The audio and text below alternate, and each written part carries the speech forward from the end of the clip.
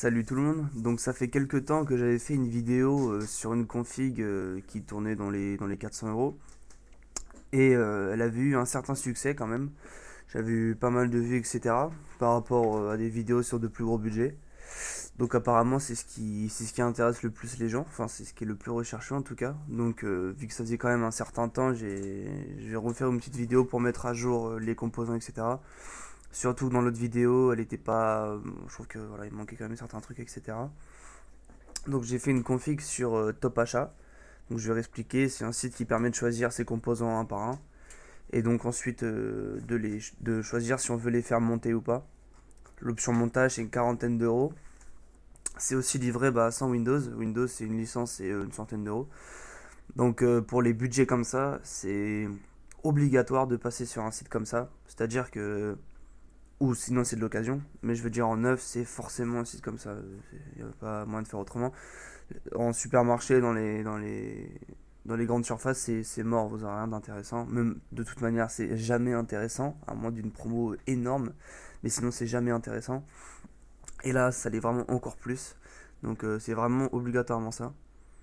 Et bien sûr, pour ce budget-là, on exclut tout de suite la licence Windows, qui elle aussi est à exclure dans la plupart des configs, vu que bon, Windows entre nous, voilà, pas obligé de payer 100 € de licence, on peut se débrouiller autrement. Et évidemment, sans le montage aussi. Parce que bon, c'est pareil, quand on tourne dans les 400 € de budget, le moindre euro ça compte quoi. Donc sans tout ça. Donc si vous commandez cette config, il va falloir que vous la montiez vous-même. Ce qui n'est pas compliqué au final, il y a énormément de tutos sur YouTube, ça se fait vraiment facilement. Surtout que là, c'est une config vraiment basique, donc il y a vraiment très peu de choses à faire et ça va assez vite. Donc je vous laisse prendre connaissance de tout ça et je vais vous expliquer mes choix, etc. Donc pour ce qui est du processeur, j'ai choisi un Pentium G4620. Alors j'ai expliqué une particularité quand même, c'est que en fait ce 4620 c'est une nouvelle génération de Pentium escalade très spéciale et c'est la première fois qu'en gros ça arrive, c'est qu'en fait il a exactement les mêmes spécifications qu'un i3. Ça peut paraître bizarre parce que ça n'a jamais été comme ça depuis toujours, mais en fait ce qui différencie un i3 d'un Pentium, c'est qu'un Pentium, je vais vous laisser vous renseigner aussi sur les termes parce que si je me mets à les expliquer, ça va être flou, ça va être n'importe quoi et je vais pas y arriver. Vous tapez sur Wikipédia cœur, hyper trading et vous saurez de quoi je parle, ce sera beaucoup plus clair que de vous l'expliquer comme ça. En gros, donc le Pentium c'était un 2 cœurs avec 2 threads et le i3 c'était un 2 cœurs aussi mais avec 4 threads. Et c'est ça en fait qui faisait la différence entre les deux. Et également un peu plus de mémoire cache et souvent des fréquences plus élevées. Et c'est comme ça qu'Intel en fait faisait une gamme supplémentaire avec le i3, c'est en ajoutant de l'hyperthreading en plus et un peu de fréquence et un peu de cache, mais ça c'est normal. Donc voilà, sauf qu'en fait, sur cette génération-là de Pentium, eh ben, Intel a aussi mis l'hyperthreading sur le Pentium. Et c'est-à-dire tout en augmentant aussi le cache, etc. et la fréquence. Donc en fait, le Pentium G4620, eh ben, c'est un i3. Enfin, c'est comme les anciens i3, c'est la même chose. C'est niveau de spécification, c'est un i3 6100 en fait. C'est exactement le même. Même mémoire, même fréquence, enfin même mémoire cache, même fréquence, même nombre de cœurs, même nombre de threads, etc. Donc c'est nickel parce que le i3 6100, et c'est d'ailleurs, bon, pour une fois qu'Intel c'est quelque chose d'intéressant, c'est à souligner parce que ça fait quand même des années qu'on nous sert de la merde et là, ajouter l'hyperthreading sur le Pentium c'est vraiment pas mal. Après, je sais pas s'il va y en avoir des moins chers parce que là en fait, au moment où je vous parle, il y a que ce Pentium à 80 €, 4,7 GHz. Par contre, s'ils en sortent des moins fréquencés et des moins chers tout en étant en 2 cœurs 4 threads, prenez-les. Par exemple, s'il y en a un à 50 € mais à 3,4 ou 3,5 GHz, mais qui est un 2 cœurs 4 threads, mais qui est à 50 €, prenez-le. Hein. J'ai pris celui-là parce que pour l'instant, il n'y a que celui-là, et que bon, j'ai pas le choix. Mais s'il y a de la fréquence moindre, avec la même configuration, etc., machin, moins cher, prenez-le. Hein. Prenez moins cher. Bon, là, c'est 80 € et c'est déjà vraiment pas mal puisque le 6100 il était dans les 110-120 €. Donc, on a la même chose pour 30 ou 40 € de moins. Donc, c'est vraiment nickel. Donc, c'est pour ça que je prends le 4620. Et oui, également, si vous voulez faire une config évolutive, enfin, si vous voulez ne pas changer des choses dans votre config, etc., le processeur, Surtout maintenant, l'usage CPU sur les jeux, il a vraiment augmenté pas mal. C'est-à-dire qu'avant, il y a quelques années, on pouvait se contenter d'un Pentium pour jouer, ça passait. Bon, c'était pas oufissime, mais ça passait. Maintenant, c'est mort. Je veux dire, par exemple, BF1, etc., sur un Pentium, c'est mort. Ça bride beaucoup, beaucoup trop. C'est-à-dire que vous avez beau avoir la meilleure carte graphique du monde, le Pentium, il vous bloquera dans les 30-40 FPS, même pas, quoi. Donc, si vous voulez une bonne base, maintenant, faut vraiment prendre un bon CPU de base. Et les i7 commencent à être utiles sur les jeux, pour vous dire, alors qu'avant, c'était complètement presque inutile. Bon, après, je parle en termes de 60 Hz, parce que ceux qui jouent en 120 ou 144 Hz ont besoin de très gros CPU pour ça. Mais bon, bref, je parle en 60 Hz. Même en 60 Hz, les i7 commencent à être conseillés dans les configs, parce que si vous voulez les garder 3-4 ans, voilà quoi. Enfin bref. Bon, là, de toute façon, c'est pas le sujet, puisqu'on est sur un petit budget. Mais si vous avez des budgets un peu plus importants, n'hésitez pas à passer sur un i5, par exemple, un 6400 ou un 6500, 6500 si possible. Même quitte à prendre une carte graphique moins bonne, mais de changer la carte graphique après, vous voyez. Enfin bon, bref, si je pars à lui expliquer d'autres trucs, on va jamais y arriver. Voilà, donc ce Pentium, il est nickel pour le prix, c'est super. C'est en socket 1151, c'est-à-dire que on va pouvoir upgrader sur un i5 ou un i7 plus tard, ce qui est vraiment intéressant. C'est-à-dire que par exemple, dans 2 ans, vous avez un peu de budget en plus. Bon, ce Pentium, voilà, il va peut-être plus trop faire l'affaire. Enfin, il va galérer un peu, quoi. Surtout si vous voulez changer la carte graphique. Et là, ce qui est super intéressant, ce serait de passer sur un i7 d'occasion. Un i7 7700 ou un 7600 d'occasion. Et là, vous aurez vraiment un très gros gain de perf pour, bah, enfin, vu que c'est de l'occasion, pour pas si cher que ça, quoi. Donc ça peut être vraiment bien. Donc voilà, et alors en fait j'essaie d'anticiper vos questions. Ah oui, pour de l'AMD, oubliez tout de suite AMD. AMD en processeur, là, bon, il y a Ryzen qui va sortir, ce qui est bon, le renouveau d'AMD dans les CPU, mais pour tout le reste, vraiment, il y a vraiment plus aucun cas où AMD est intéressant niveau CPU. À part peut-être de l'applicatif avec les FX, mais et encore, hein. AMD oubliez direct, surtout que les sockets AMD n'ont plus aucune évolution possible. C'est-à-dire que là, si vous prenez un CPU AMD, bon, déjà il sera beaucoup moins performant. Et en plus, bah, son socket est bloqué, quoi. Il n'y aura pas de nouveau processeur dessus, vous ne pourrez pas upgrade sur des choses plus puissantes, etc. Donc AMD oublié malheureusement. On va attendre ce que va donner Ryzen. Et j'espère vraiment que Ryzen va pousser un peu tout ça parce que Intel, bon, excepté ce Pentium qui, voilà, avec Hyper Training, c'est gentil, mais pour tout le reste, Intel, c'est n'importe quoi. Entre les 7600 et les 7700K des i7, il y a 100 MHz de différence, sinon c'est le même. Enfin, c'est un peu du foutage de gueule. Donc, espérons que Ryzen, euh, voilà, mette un petit coup de pied dans les fesses d'Intel, que ça le bouge un petit peu. Pour la carte mère, bah là, on est vraiment sur du basique. C'est-à-dire que bon, c'est du H110, vraiment basique. Donc, au niveau équipement, on n'a que deux ports de RAM. C'est pour ça qu'après, je vous ai mis une barrette en 1x8 et pas en 2x4. Puisque ça, si je mets en 2x4, ça va vous bloquer les ports de RAM. Alors que 1x8, vous pouvez upgrade sur une autre barrette de 8 et faire 16 Go en tout. Ce qui est beaucoup beaucoup plus intéressant. Donc on a quoi? On a 4 ports SATA, on a le PCI Express x16, on a des plus petits, du PCI Express x2, x1, je sais plus c'est quoi. C'est du ouais, c'est du 2.0 x1. Donc c'est du x1, bah, c'est pour les cartes son, les cartes Wi-Fi, etc. Le x16 pour la carte graphique. C'est une carte mère très simple, on a l'USB 3.0 pour la façade. Voilà, c'est vraiment très très basique quoi. On a deux branchements pour le ventilo ici là. C'est basique, mais bon, ça suffit. Hein. De toute façon, niveau performance, la carte mère ne change rien. C'est-à-dire, enfin, excepté quand on prend pour l'overclocking, une carte mère haut de gamme, ça peut permettre d'overclocker plus haut, mais là, de toute manière, on peut pas overclocker sur ce genre de config et sur ce que j'ai fait. Sur les Pentium, etc., on peut pas overclocker, donc on s'en fout. Mais niveau performance au global, ça change rien. Les cartes mères, soit à 50 ou à 200 euros, c'est pareil. C'est juste le niveau des équipements, quoi. Une carte mère plus haut de gamme, il y aurait plus de ports, plus de machin, peut-être des compos un peu plus haute qualité, etc. Mais bon, en plus, on est sur un petit budget, donc on s'en fout, c'est très très très largement suffisant. Donc on a 4 ports USB 2.0, 3.0, de l'Ethernet, la carte son qui est intégrée, oui aussi. Voilà, question qu'on me pose souvent aussi, c'est pour la carte son. Là, la carte son est intégrée dans la carte mère, il y a un chipset de son. Donc à moins d'avoir vraiment un casque haut de gamme, et enfin bon, de toute façon, vu le budget, on va pas mettre de carte son, mais les cartes son dédiées sur PC, c'est vraiment pour le matos haut de gamme. Si vous avez un casque gamer genre un HyperX Cloud machin là, ça sert à rien de prendre une carte son, vous verrez jamais la différence. Enfin quasiment pas. C'est vraiment anecdotique, c'est vraiment pour pour ceux qui ont du très gros matos ou qui comptent faire des choses dans la musique. Mais sinon, les chipsets de carte mère, ça suffit pour une grosse majorité des casques, etc. Pas besoin de se faire chier. Bon, après, plus les cartes mères évoluent, par exemple, plus les chipsets de son sont meilleurs. Et du coup, par exemple, sur les cartes mères, dans les 100-150 euros, on a des chipsets de son qui sont vraiment pas mal. Et ça, voilà, les cartes sont encore moins d'intérêt.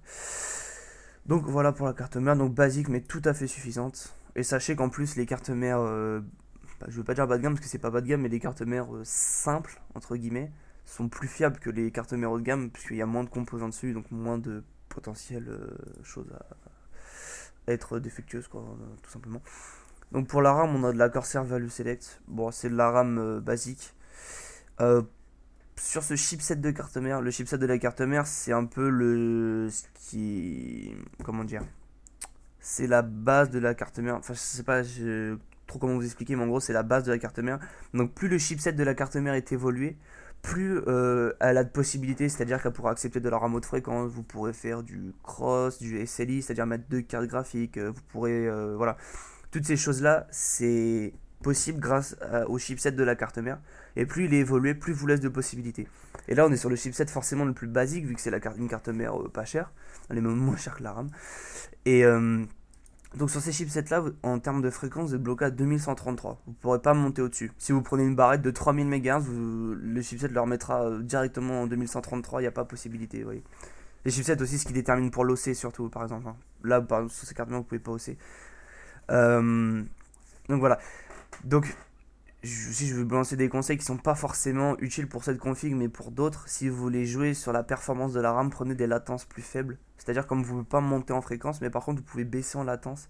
Vous pouvez prendre des barrettes de RAM en 14 ou 13, qui va vous faire gagner un peu de performance sur la RAM, sans forcément prendre une carte mère plus évoluée. Car la latence, vous pouvez la mettre la plus basse possible sur le chipset, ça change rien. C'est juste la fréquence qui peut pas monter en fait.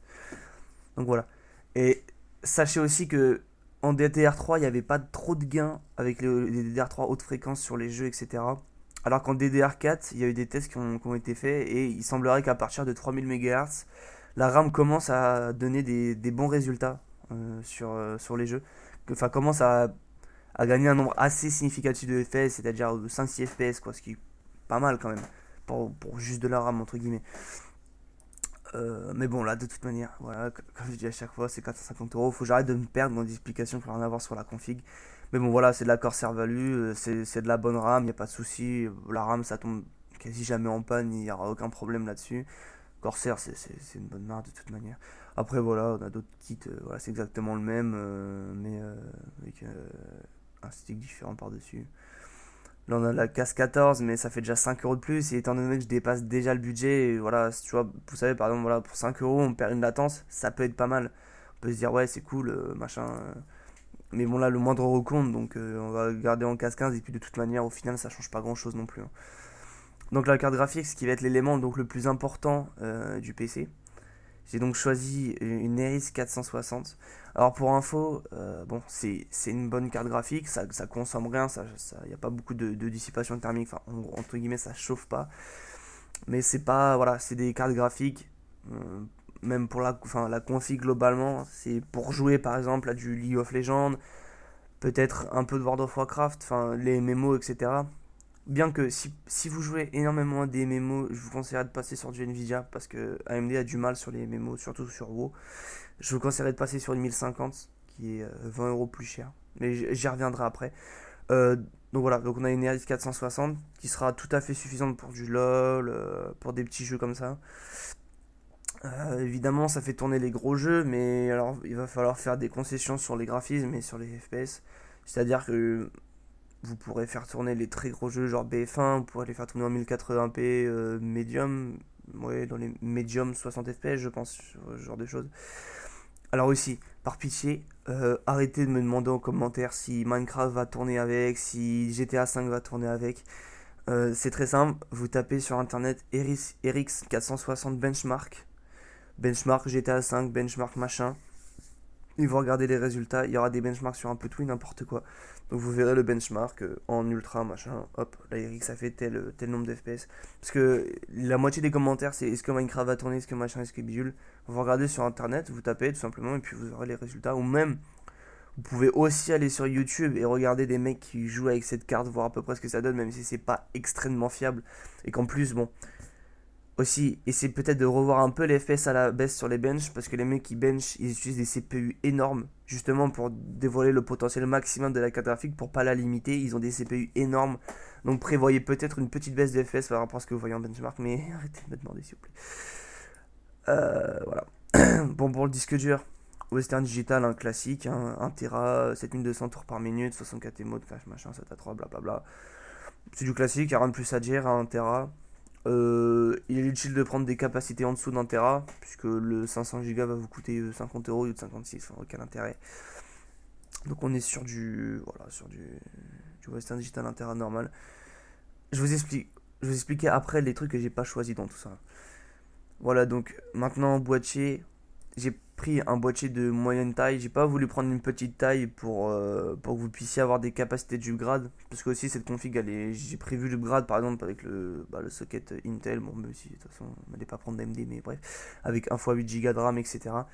Donc là on a le Bitfenix Nova qui pour 35 euros a des prestations correctes. C'est pas le meilleur, bah, c'est un boîtier à 35 euros, mais disons que il est il est correct quoi, voilà, il est pas exceptionnel, il suffit en fait, bon, vu la dissipation thermique de votre config, de la carte graphique et du CPU, je veux dire, il est très largement suffisant. Votre config elle chauffe vraiment pas du tout, elle consomme rien, donc ça posera vraiment aucun problème. Vous avez un ventilo de 120 mm à l'arrière ici, et vous avez des possibilités donc d'ajouter 2 fois 120 mm à l'avant, donc ici certainement là. Ici, c'est sûrement l'emplacement pour les SSD 2.5 pouces. Ici, pour les disques durs. Là, pour les lecteurs CD, etc. Là, la carte mère. Hop, la lime qui se met là. Il a un filtre à poussière en dessous pour la lime. Donc, bon, voilà, il est tout à fait suffisant. Je trouve que c'est le plus intéressant pour 35 euros. C'est le plus intéressant de sa gamme de prix, de toute manière. Donc, voilà, le Bitfenix Nova, très bien. Enfin, pour son prix, très bien. Alors, l'alimentation. Donc, j'ai pris 430 watts. Disons que bon, là pareil, la config elle consomme vraiment rien du tout, donc elle passerait largement sur 300 watts, voire moins, mais bon, même si ça n'existe pas moins de 300 watts, mais elle passerait largement sur moins. Bon, j'ai mis 430 watts, ça laisse une petite marge pour l'upgrade, c'est-à-dire que sous 430 watts vous pourrez passer des GTX 1060, des choses du genre sans aucun problème, hein. Donc 430 watts pour une petite marge d'upgrade, j'allais pas prendre, voilà, il y a des 300, 350, bon. J'ai choisi également EVGA parce que en ce moment c'est une des meilleures marques en termes de qualité-prix sur les alims. Euh, enfin, sur les forums, on fait des configs, on conseille des configs, etc. C'est ce qu'on met principalement des EVGA, que ce soit dans le mid, bas ou haut de gamme. C'est les EVGA qui reviennent parce qu'elles sont très compétitives au niveau du prix, tout en étant, selon les différentes reviews du web, vraiment bonnes. Donc, si vous pouvez rajouter un peu de budget, et surtout si vous comptez upgrade dans le temps ou vous gardez très longtemps cette config, je vous conseillerais de passer voilà, sur la même que la 430 watts, mais pour 10 euros de plus, vous passez sur du 500 watts. Voilà, ça vous laisse encore plus de marge pour l'upgrade pour plus tard. Ce qui peut être intéressant pour 10 euros. Bon, encore une fois, le budget est trop serré, donc voilà, on va pas les mettre, ces 10 euros. Si vous pouvez, ça peut être pas mal. Aussi, bon, pour la config, je compte pas tout ce qui est vente flash et solde parce que ça va disparaître après, donc ça sert à rien de vous les conseiller. Dans quelques jours, ça va disparaître.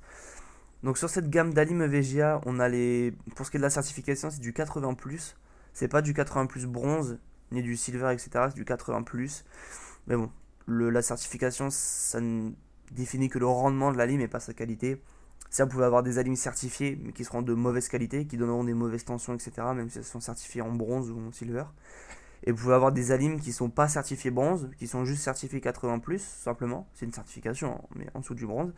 Et qui sont largement meilleurs. Donc la certification, ne vous basez pas que sur ça pour définir la qualité d'une alim, même si ça joue quand même, puisque bon, si elle a une certification, c'est que d'un certain sens, certains composants de l'alim sont de bonne qualité quand même pour pouvoir avoir cette certification, mais ça veut pas tout dire. Il peut y avoir des alims certifiés qui sont mauvaises. Donc voilà, même si c'est que du 80+, c'est quand même c'est quand même de très bonnes alims, surtout pour le prix. Voilà, 50 euros en bloc 500 watts, de bonne qualité, c'est très bien. Et si vous pouvez mettre plus, voilà, bon voilà, ça c'est la même mais en 600 watts. Mais si vous pouvez mettre plus et que vous vous contentez de 500 watts, il y a les mêmes mais en certifié bronze. Voilà, celle-là. Bon, ça c'est parce qu'elle est en vente flash. On a la 600 watts bronze pour 60 euros. Mais sinon, en temps normal, c'est la 500 watts bronze pour 60 euros. Voilà, elle est mieux. C'est une gamme un peu au-dessus. Elle est certifiée bronze. Elle est un peu meilleure pour encore 10 euros de plus. Donc, bon, c'est à vous de voir selon votre budget. Faites comme vous voulez. J'espère quand même que je suis clair, que je me perds pas trop dans mes explications. La vidéo va durer longtemps. Je suis désolé. Bon, après, si vous choisissez un peu, vous pouvez prendre le temps d'écouter. Mais je suis vraiment désolé de blablater pendant des heures. Donc on a vu à peu près tout. Donc ce que j'ai pas sélectionné, c'est le Ventirad. Le Ventirad, il y en aura un inclus dans la boîte du Pentium. Euh, pour toutes les gammes Intel, bon, sauf les K, il y a un truc inclus dans les boîtes ou les i7 très haut de gamme. Il y a toujours un petit Ventirad inclus qui suffit en fait. Niveau, Au niveau de la température, vous n'aurez jamais de problème avec. S'il est bien installé, etc., vous n'aurez jamais de souci de température. C'est pas ça, hein.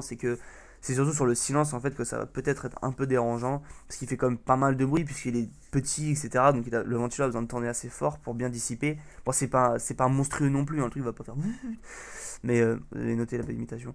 Mais il suffit. De toute façon, pour une config à 450 euros, on prend pas de RAD en plus. Enfin voilà, ça vaut pas le coup de gagner bon un peu de silence pour voilà 20 euros.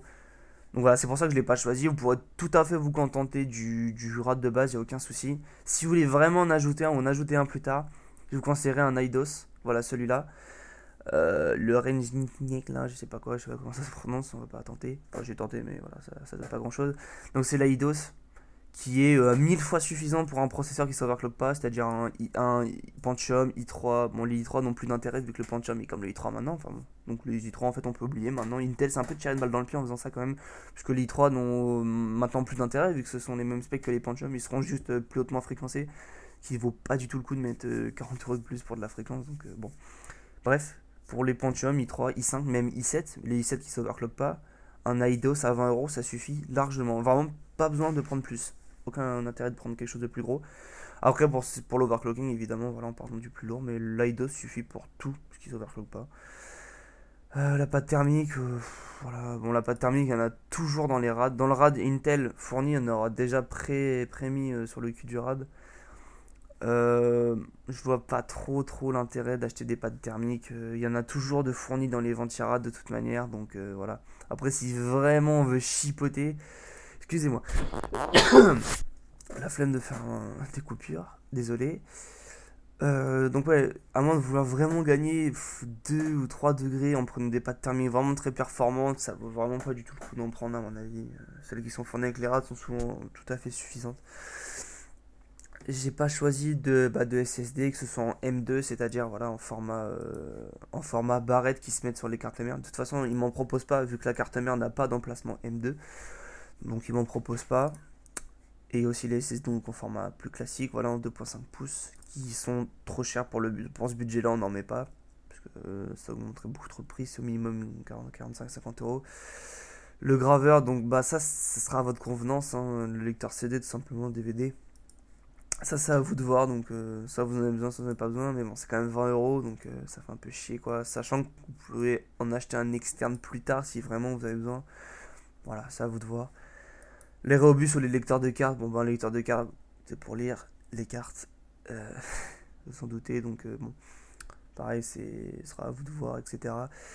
Si vous en avez besoin, mais bon, pareil, ça, voilà, je vais pas vous en mettre, parce que moi, enfin, les trois quarts des gens se serviront jamais d'un lecteur de cartes, donc je vais pas vous en mettre un d'avance, quoi, ça c'est à vous de voir. Les Reobus c'est pour brancher les ventilos dessus et régler leur vitesse.